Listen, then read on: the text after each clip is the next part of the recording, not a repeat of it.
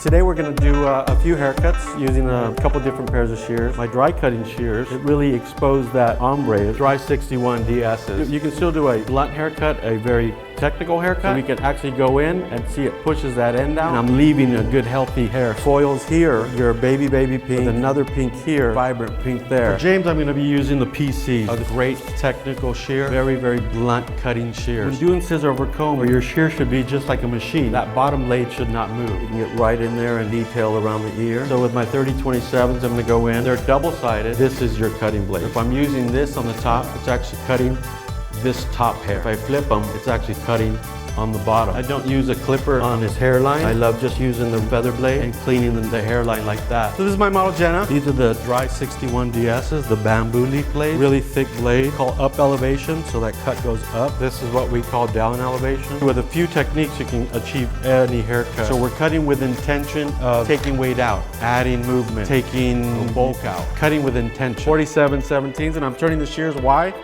Because that blade is my cutting blade on one side, the other side.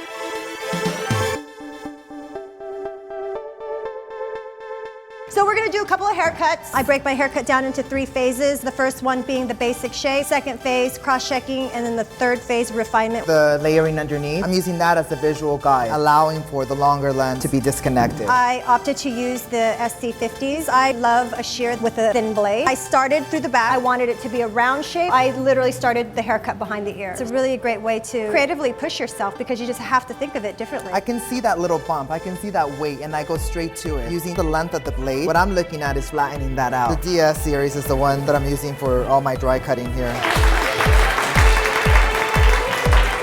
Taking some of the tendrils, twisting them and notching, again to create a little bit more dimension and texture. Round graduation.